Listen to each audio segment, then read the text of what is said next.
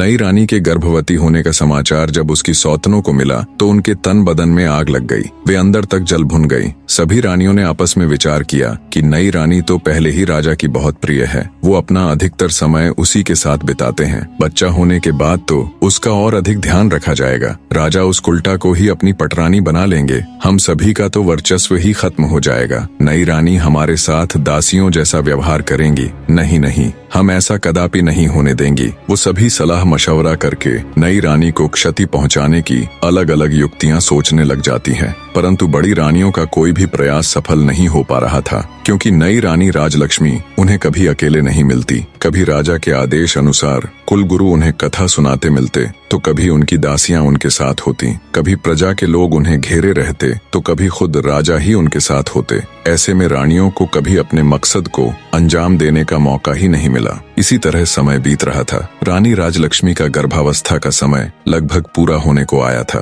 पर फिर एक दिन राज्य की सीमा पर विद्रोहियों ने आक्रमण कर दिया। शत्रुओं से निपटने के लिए राजा जय सिंह को अपनी सेना सहित राजमहल छोड़कर राज्य की सीमा पर जाना पड़ा। बड़ी रानियों को तो जैसे सुनहरा अवसर मिल गया था। वे छोटी रानी को ऐसी दवाई देने लग गई जिससे रानी राजलक्ष्मी के गर्भ को क्षति पहुंचे और रानी से ऐसे ऐसे कार्य करवाती जो गर्भावस्था के लिए उचित नहीं थे। बड़ी रानियां छोटी रानी के भोलेपन का खूब फायदा उठाती और उन्हें उल्टी उल्टी चीजें सिखाती। जब कुलगुरु छोटी रानी को कथा सुनाने आते तो वो उसे अच्छी अच्छी बातें समझाते और आवश्यक सावधानियां बताकर चले जाते। रानी राजलक्ष्मी बिल्कुल भी समझ नहीं पा रही थी कि कुलगुरु और बड़ी रानियों की बातें इतनी भिन्न क्यों हैं। आखिर सही कौन है? रानी राजलक्ष्मी ने सोचा, बड़ी रानियां तो महिलाएं हैं, कुलगुरु तो फिर भी पुरुष हैं। महिलाओं की समस्याएं भला पुरुष कहाँ समझ पाएंगे, इसलिए जो बड़ी रानियां कहती हैं वो ही उचित हैं। साफ हृदय की रानी राजलक्ष्मी कभी सपने में भी नहीं सोच सकती थी कि बड़ी रानियां उसके साथ कुछ गलत कर सकती हैं।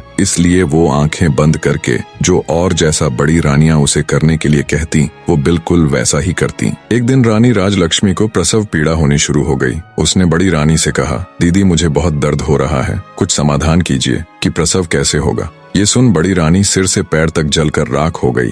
उसने विचार किया, इसका अभी से इतना ध्यान रखा जाता है, बच्चा होने के बाद तो पता नहीं इसे और कितना आदर सम्मान मिलेगा। छोटी रानी को मदद मांगते देख उसके मन में तरह तरह के षड्यंत्र चल रहे थे। फिर कुछ सोचकर उसने छोटी रानी को दिलासा देते हुए कहा, तुम बिल्कुल भी चिंता मत करो, मैं दाई अम्मा को अभी बुलाकर लाती हूँ। तब तक सामने की दीवार को पकड़कर खड़ी हो जाओ, इससे तुम्हें आराम मिलेगा और प्रसव भी ठीक से हो जाएगा। बेचारी छोटी रानी को प्रसव के बारे में कुछ भी नहीं पता था। जैसा उसे बड़ी रानी ने बताया वो वैसे ही खड़ी हो गई।